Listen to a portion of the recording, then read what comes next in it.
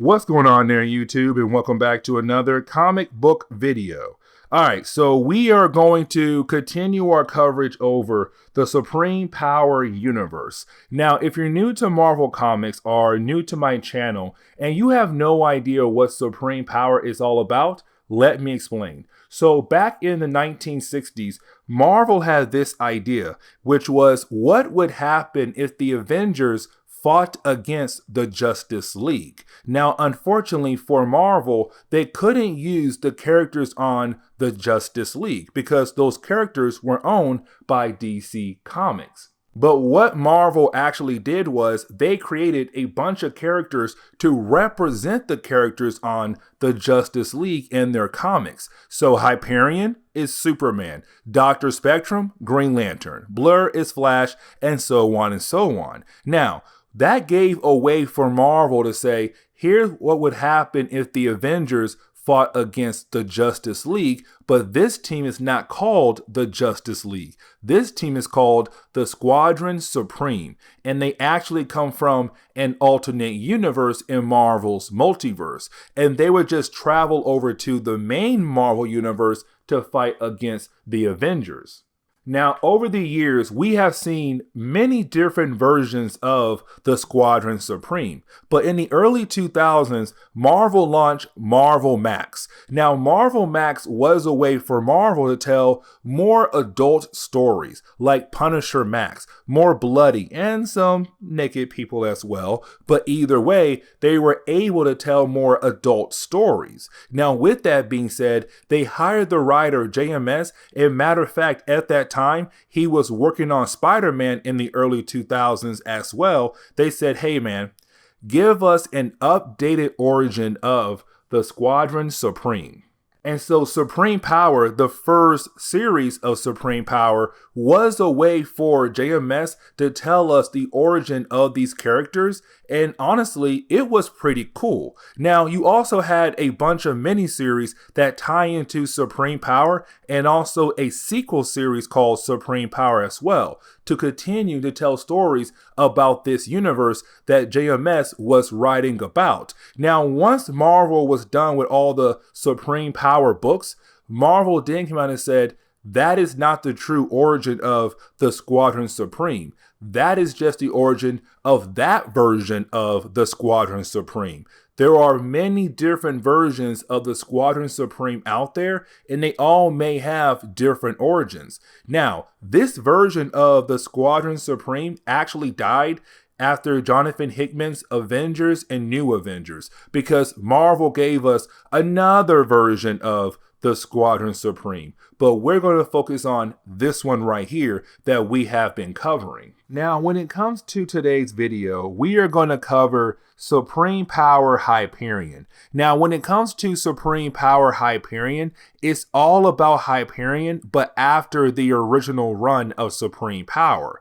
Because at the end of Supreme Power, you had Hyperion tell the American government and America's military that he is no longer going to help out America at all. And the reason why, because we have to remember, when it comes to Hyperion, he had a similar origin to Superman, where he crashed on Earth. The only difference was that instead of being taken in by some random couple who would then raise him as their son, he was taken in by the military. Now, the military had lied to him and said, you are an American boy, you are human, and we are here to help you get better and learn control over your powers. Now, Hyperion found out that that was actually a lie. He learned that he was an alien, that the military lied about his origin to him so that they could use him for different military missions. Now, after that, Hyperion did step away from helping out the American military, but then it felt like they had the right to pull him back in. They wanted to control him again and use him again on different military missions. But unfortunately, he did not want to rejoin their forces. And so what the military did was they went to the public and told the public, oh, by the way, your hero Hyperion, yeah, he's an alien. And with him being an alien, of course, the public began to be scared of him. And so Hyperion just left America. And he said, I am no longer going to help out America at all. I don't care what's happening over there. Because what you guys did to me, you now lost your number one hero. And so this is Hyperion wanting to be left alone. But unfortunately, when it comes to the military, they don't care. They want him back. And so this is the story of them trying to get him back, but it actually leads into them going into an alternate reality. But then we actually pick up with General Alexander. Now, this is General Alexander right now, putting together a team of characters to go after Hyperion, because he's the one who believes that Hyperion should be working for the military, but he's also the one who told the public about the idea that Hyperion is not from Earth, that he is an alien, to hurt Hyperion emotionally. Now, with that being said, he's putting together a team of characters to go after Hyperion, to bring him back here. And the first character he does recruit is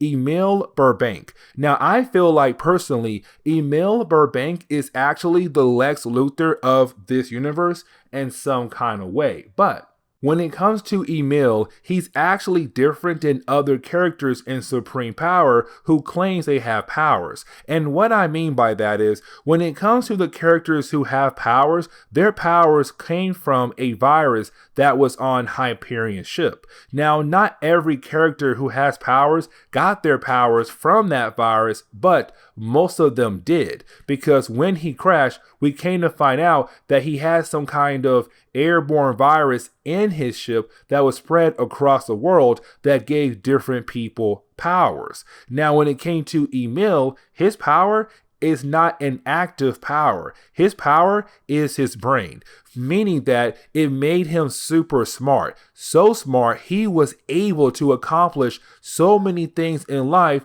but at a very young age. Now, with all that being said, though, when it comes to Emil, he had killed off his mother, his father. He sent his sister to a psych ward. Like, he did a lot of dark things to remove his family, but as a way to show how smart he is. But on top of that, to get all their money to himself. But this is him saying, hey, Alexander, I am going to join your super team to go after Hyperion and to hopefully bring him back here. Now, you do have the general say, you're in, but I want you to meet the rest of your team. Now, the next character we are actually going to meet is Raw Lee Lund. Now, Raw Lee Lund's code name is going to be Shape, but he's going to be on the team along with Emil to go after Hyperion. Now, when it comes to Shape, he had a very hard upbringing, to the point where he's not very intelligent. But what makes him very useful for this team is that he's very durable. Matter of fact, he's kind of like this universe version of the Blob, where he's actually able to take almost anything without actually getting hurt, which means that he could take a hit from Hyperion and most likely not get hurt, which honestly makes him a more interesting character. Now, at first, Emil looks at his teammate like, but yeah, he's not intelligent. He's very kind of slow there. But you didn't have the general say, yes, he may not be intelligent, but he's very durable, which could help you slow down Hyperion when it comes to Hyperion and his super strength. Now, the next character we get introduced to is Arcania. Now, when it comes to Arcania, she does have quantum reality warping abilities. Now, I'm going to try my best to kind of explain who this character actually is, like what her powers is. So like, she's able to warp reality around her, which is honestly pretty cool for this universe. So for example, if she wants to walk on water, she can do that. Now, she can also kind of pull objects out from parallel dimensions from this Earth. So for example, if she wants to pull an apple from another dimension that is parallel to this one right here, she can do that very easily. Now, when I say easily, I mean smaller objects. But the reason why she's joining this team is to find a power source for her powers, which right now everyone believes it was the virus from Hyperion's ship. But at the same time, she believes Hyperion could be the power source to her powers. And she wants to kill him or get rid of him so that she may get rid of her powers. Either way, she does join the team, and this makes the team even stronger and give them a better chance to actually take down Hyperion. But then the next character we are actually introduced to is Albert Gaines, aka Nuke. Now, Nuke has the ability to actually emit radiation non-stop. And the reason why I say non-stop, because he does not have the ability to actually control it, to actually stop it. And so non-stop, his body's just always emitting radiation in the air. Now, he's also able to sense radiation from different parts of the world as well, which again makes him a very strong opponent. And so he's also going to join the team, and they're going to give him a special armor as a way to protect people around him when he is always emitting radiation nonstop. But this is going to be the team that's going to go after Hyperion and to hopefully bring him back into the military fold. And so getting into the second chapter, we actually do pick up with this new super team going to where Hyperion is actually at. And at first, they're trying to convince Hyperion to rejoin the military, to come back to work for the military. Now, of course, you have Hyperion say no. And so that is the moment you have Emil actually walk over and try to talk to Hyperion, try to convince him to actually rejoin the military. Now, this is why I say Emil is just Lex Luthor for Hyperion, because yes, you do have Emil trying to convince Hyperion to actually rejoin the military, but at the same time, it's also Emil being very cocky, because he knows that when it comes to the rest of the team, their powers combined together could easily help them stop Hyperion. And so if Hyperion actually tries to attack Emil, well then the rest of the characters will be able to actually stop Hyperion. And so yes, you do have Emil say, hey man, you should go ahead and rejoin the military. But at the same time, he's like, yeah, but if you try to attack me, my team here can easily stop you. Now, you do have Hyperion take the words of what Emil says as a threat. And the reason why, because remember, when it came to Hyperion, he said he wanted to be left alone. He did not want to be bothered anymore by anything or anyone from America. But here we are now, a new super team that was put together by Alexander coming here to say, you should rejoin the military. Now, the reason why Alexander is doing this, the new general, because he's afraid that Hyperion could come back down the road and just wreck America. And nobody in America could possibly stop him if he actually goes on a rampage. And so again, it's Alexander trying to control him. But because America once again did not follow what Hyperion wanted, which was to be left alone and he'll leave America alone, and you have Emil being this cocky jerk right now, you have Hyperion say, yeah, you know what? I don't like you guys. And so it does lead into a battle between Hyperion and this super team. And they are able to show us that when it comes to the other characters' powers on this team, they actually give Hyperion a challenge. They actually make this battle really hard for him, to the point where he does lose the battle, but is Hyperion not trying to give up? He's trying to continue to fight against the forces that were put together to bring him back to the military. But then this is going to lead into a very big problem. And what I mean is that when it comes to Hyperion, Nuke, and also Arcania using their powers at the exact same time, something happens, something shifts. And what I mean by that is when they use their powers at the same time all together, it goes complete dark. Now, this darkness only happens for a brief moment, but when the characters that were put together to become this super team to bring Hyperion back in, when they wake up, Hyperion is gone.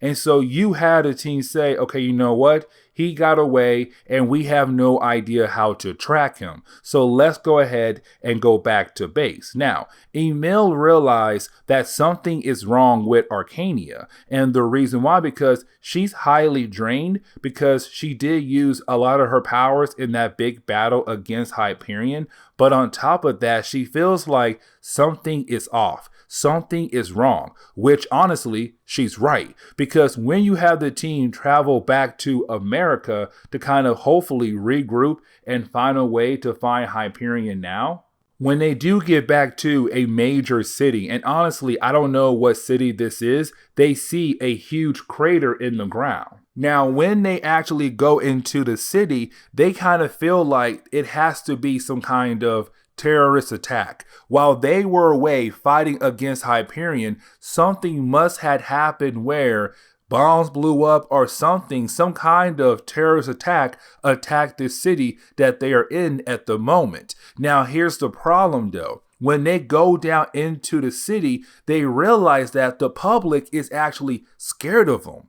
And they're wondering, why in the world is the public so scared of them? Now, you then have Arcania look up in the sky. And when she does, she sees Hyperion, but he looks different. But on top of that, he's surrounded by a bunch of characters. Now, some of these characters we have actually seen, but some of these other characters we have not seen yet in this universe. And so that tells Arcania something is off. Something is wrong. And on top of that, why does it look like they have formed some kind of team? And of course, right now to us as the readers, we're like, oh, they made the Squadron Supreme team.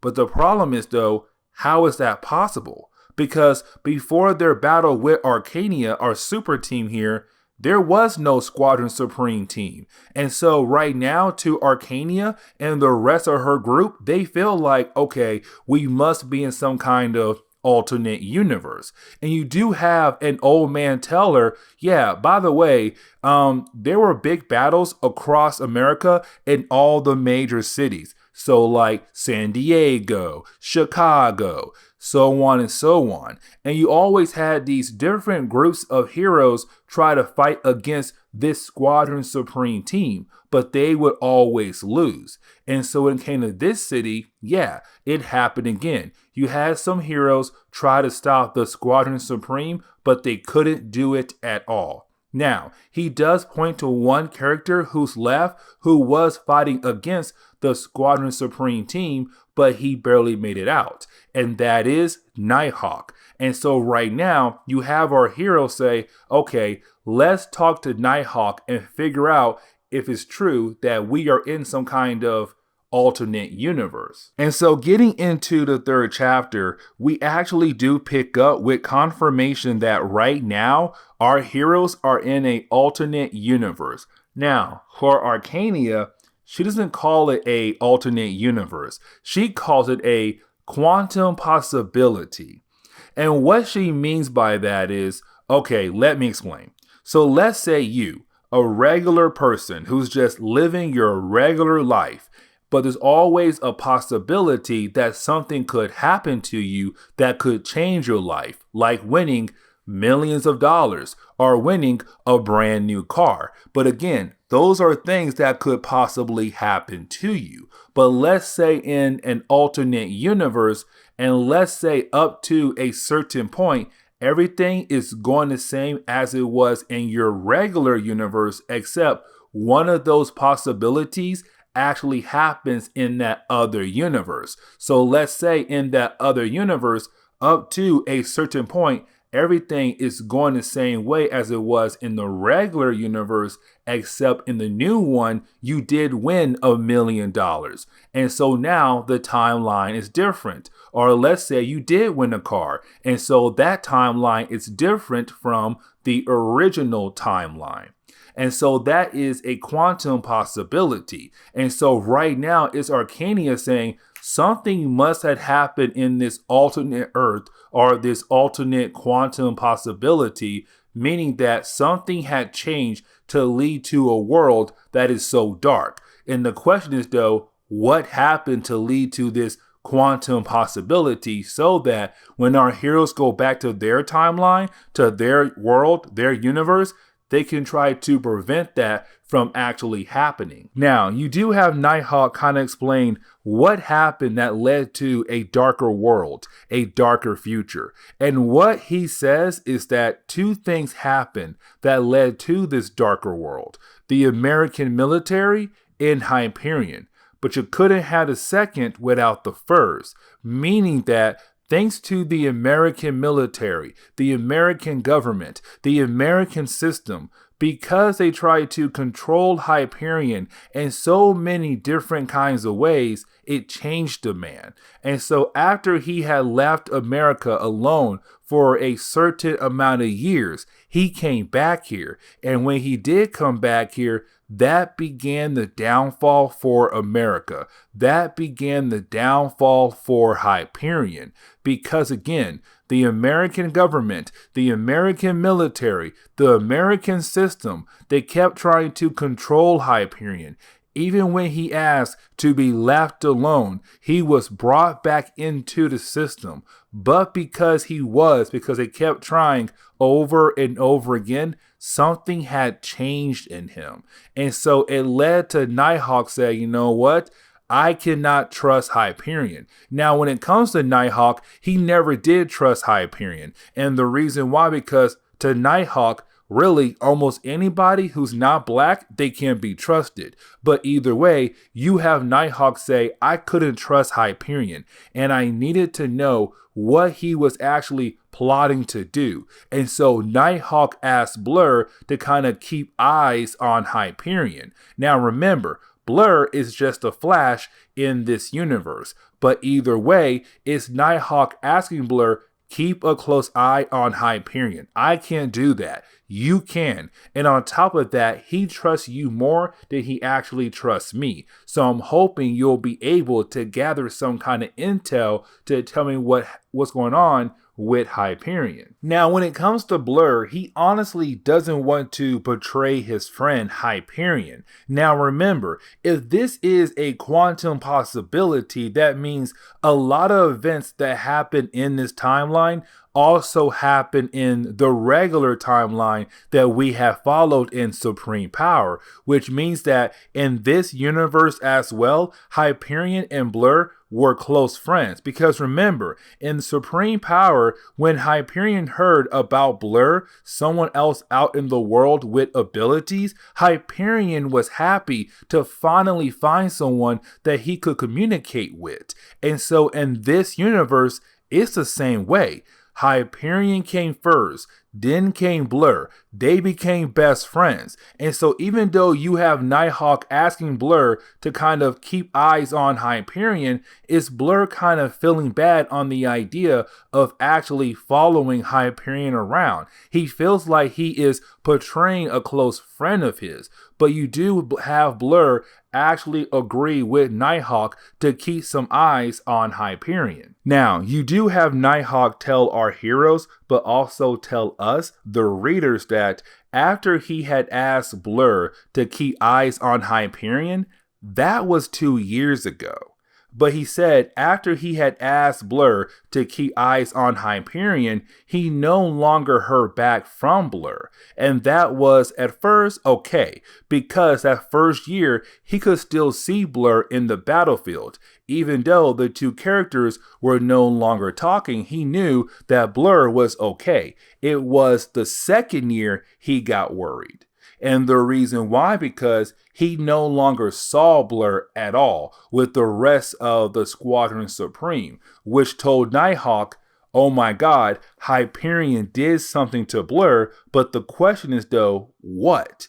And we come to find out, thanks to the story, one day Blur saw Hyperion and Blue Eagle leaving. Now, Blue Eagle is a new character for this story and the ones down the road, but either way, because this alternate universe has more heroes, Blue Eagle is one of them. Now, you have Hyperion and Blue Eagle going to the mountains because it's Hyperion wanting to show Blue Eagle something special in the cave he has in the mountains. Now, Blur felt like something was up, and so Blur had actually followed Hyperion and Blue Eagle to this cave that they actually went to.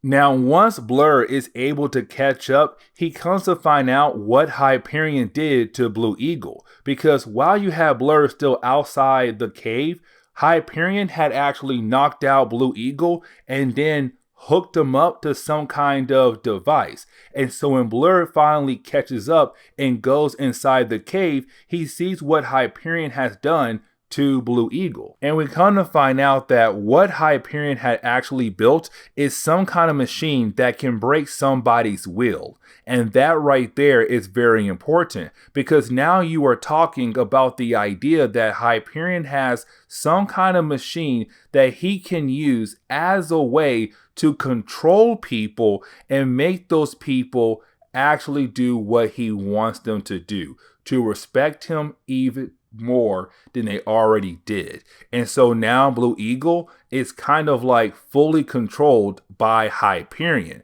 And Blur saw the whole thing went down. Now, after the process was actually done, after that whole process was done where you have Hyperion break the willpower of Blue Eagle, you then have Hyperion hear Blur's breathing. And so he's kind of like, oh, someone else is in the cave that should not be here right now, and that is Blur. And so you have Hyperion begin to chase down Blur. And the reason why, because Blur cannot tell the rest of the Squadron Supreme what Hyperion is trying to do, or he cannot warn the public or the military what Hyperion is trying to do. And so Blur tried to give away. But the end of the third chapter, we are left to believe that Hyperion was able to capture Blur, and we're left to believe that maybe he killed off Blur to keep his secret,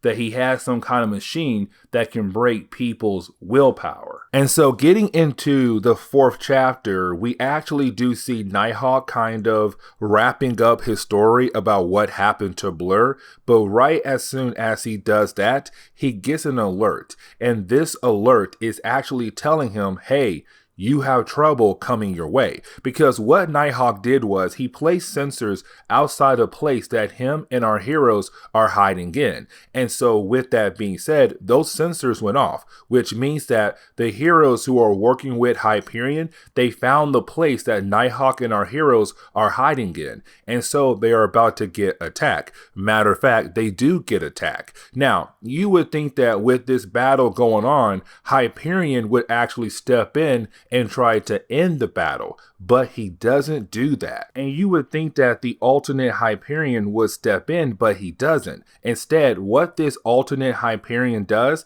he tells his team, stop, fall back, leave them alone. Matter of fact, they are not even a threat at all. And so you have Hyperion fly away. Now, when he does fly away, Zarda knows what's happening to this alternate Hyperion because she says he knows what he has to do. He did not know it would be today. And so right now, it's Zarda kind of telling us Hyperion knows something else that we don't know yet, and not even our heroes know about yet either. But we are about to learn here in this chapter in the next one. Now, we come to find out that the alternate Hyperion actually left to go find our Hyperion, the Supreme Power Hyperion, which would make sense because when our other heroes have been teleported to this alternate Earth, that would make sense that Hyperion would be here as well because he was there when the darkness surrounded them, and when that darkness went away, he disappeared, but at the same time,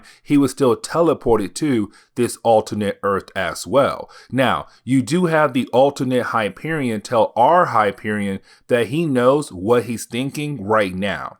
Because we have to remember, this is a quantum possibility, which means that when it comes to the supreme power universe and this universe, the timelines are exactly the same up to a certain point. Something possibly happened that changed the future of this timeline. And so it's alternate Hyperion saying, I know what you're thinking. You had left America. You asked them to leave you alone, to stop bothering you, but they couldn't do that. And now you're kind of wondering, what is your next step?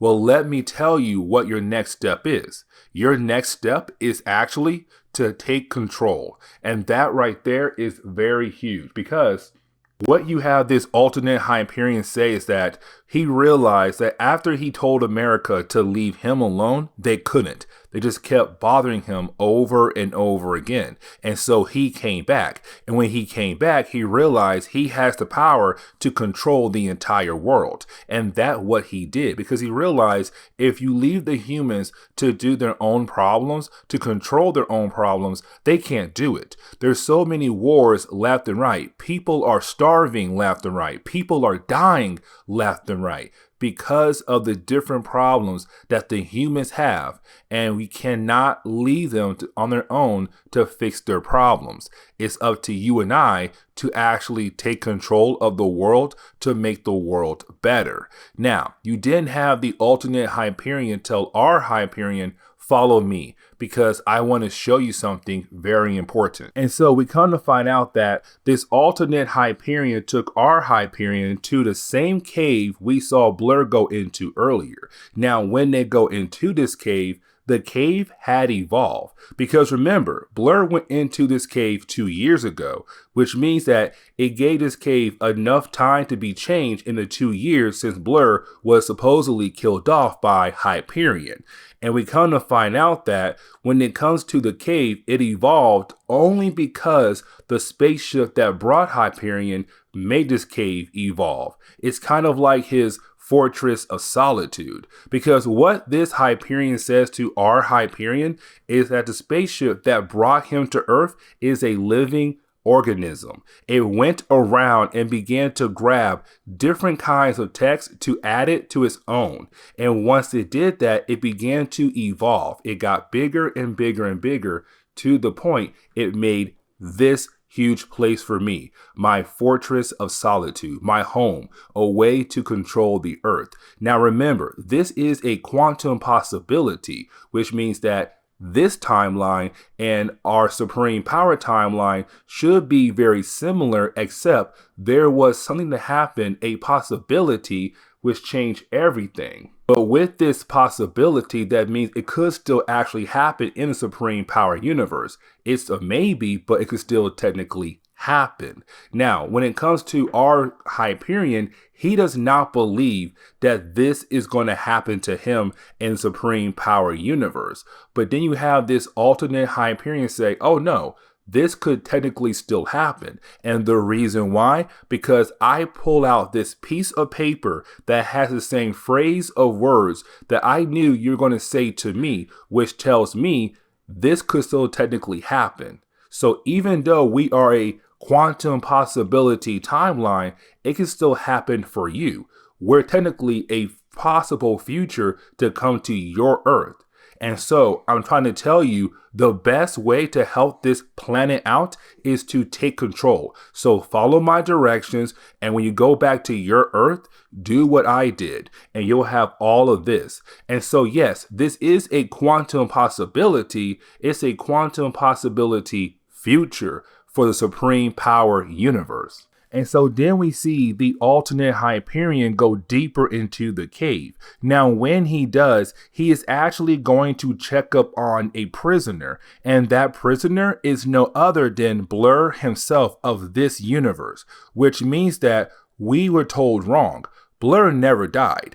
Blur was just captured by Hyperion, which honestly makes sense. And the reason why I say that, because remember, this is a quantum possibility future. And what I mean by that is this timeline was exactly the same as the Supreme Power timeline, but something happened to create this possible future, which means that when it came to this Hyperion of this Earth, when he first began to look around for someone who was just like him, someone with powers, he found Blur first, and him and Blur became best friends. They became brothers, just like in the Supreme Power universe. And so when it came to this Hyperion, he realized he couldn't just kill off Blur, because if he did, he killed off the one person he had left in the world that he looked at as a friend, as a brother. But at the same time, he couldn't have Blur out there just running around telling everybody what Hyperion was actually up to. And so he had no choice but to lock up his friend, just in case his friend actually tried to ruin his plans. And so that what happened to this Blur of this universe. But you didn't have Blur tell us, the readers, but also this Hyperion, that this Hyperion did not tell our Hyperion what happened to Blur. And that right there is actually very important. And the reason why, because this Hyperion knows if he had told our Hyperion what happened to Blur in this possible future, then our Hyperion would not go down the same footsteps as this Hyperion. It would be a completely different future then. Something that this Hyperion does not want to happen. And so that is why he didn't tell our Hyperion, oh yeah, by the way, we end up capturing Blur and locking him away. No, if he had told our Hyperion that right there, it would have changed everything, because our Hyperion has the same timeline as this one. When he went out in the world, he began to look around and try to find people who were just like him. And the first person was Blur, which means that he had to make sure not to tell our Hyperion about Blur and anything else about Blur. And so when we get into the 5th chapter of this storyline, we actually do pick up with the alternate Hyperion once again. Now, this is where he realized that it's time for our heroes to go back home to their Earth. But the problem is, though, he knows that when it comes to our Hyperion, he's not going to go back so easily. And what he means by that is, when it comes to Arcania, Emil, Nuke, and Shape, they were originally sent to capture our Hyperion before they came over to this timeline.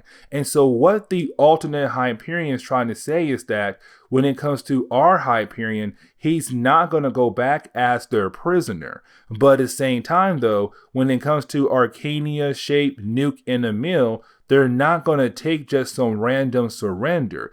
So that means we have to put them in some kind of situation where basically everybody wants to go home and they're forced to work together to actually go back home. And so that leads into a huge battle between our heroes and the heroes of this universe. But it's a way to kind of force our heroes to actually work together so that they have a way to go back home. Because remember, the reason why they got here was the combined powers of Nuke, Arcania, and Hyperion. And so if they want to go back, they have to use their powers together once again to go back to their point in time. And so you do have the heroes of this Earth begin to attack our heroes from the Supreme Power universe. And it does lead into a big battle. Now, before our heroes actually go back in time, we do learn one piece of information, which could be very important, because as our heroes were fighting against the heroes of this universe, well, Dr. Spectrum of this universe began to freak out. And the reason why? Because he saw Nuke. Now remember, this alternate Earth is a possible future, 2 years in the future, which means that something happened between this point and the last point in our Earth where Nuke has supposedly been killed off by Dr. Spectrum. Because when he sees Nuke, he's like, oh my God, Nuke, you're alive? This is crazy. This is wild. But he has no idea that this is not his Nuke, that this is a Nuke from our supreme power universe. But he freaks out because Dr. Spectrum had killed Nuke in this possible future, which could still happen in the supreme power timeline. Either way, you then have Nuke, Arcania, and Hyperion use their powers all together to actually go back to their point in time. And so to kind of wrap up today's video, we actually pick up with a conversation that's going on between Arcania, Alexander, and also Emil. Now, this conversation is right now talking about the idea that could that quantum possibility future actually happen over here in the supreme power universe? Now, when it comes to Arcania, she tells Alexander, the general, no, I do not believe that that could happen over here because that was a quantum reality possibility, meaning that that was just an alternate universe where the timelines were very similar to one another, but then a possibility had changed that timeline over there. But the problem is, though, you have the general kind of concern because right now we come to find out Mark Milton, aka Hyperion, is coming back to America. He agreed to work with the military. He agreed to work with the American government. And that's a problem because remember what Nighthawk said earlier about that universe over there, that alternate universe Nighthawk. He said, what let us down the dark path we're on right now was when Hyperion came back to America. Because when he came back to America, he had a plan. And that plan was control the earth to make it better. And so he said it all began when he came back or when he agreed to come back to America. And right now in this universe is happening right now. Hyperion had agreed to come back to America because he has a plan to control the earth. He got that plan from his future self. But guys, when it comes to Arcania, she still doesn't believe that what they went through was actually real or it can happen over here because, again, that was a quantum reality possibility. And so when Arcania and also the general leave the room, you have Emil looking at a piece of paper. It has a date on there, 2 years in the future. And so to Emil, that wasn't no quantum reality possibility. That was the actual future of the supreme power universe, which means that if they're going to stop Hyperion or change his mind anytime soon, they have 2 years to actually do it. And so that means they're now on a countdown. They have to figure out how to change Hyperion's mind or to stop him before he takes over the earth. And so with that being said, guys, this is where we are going to end today's comic book video.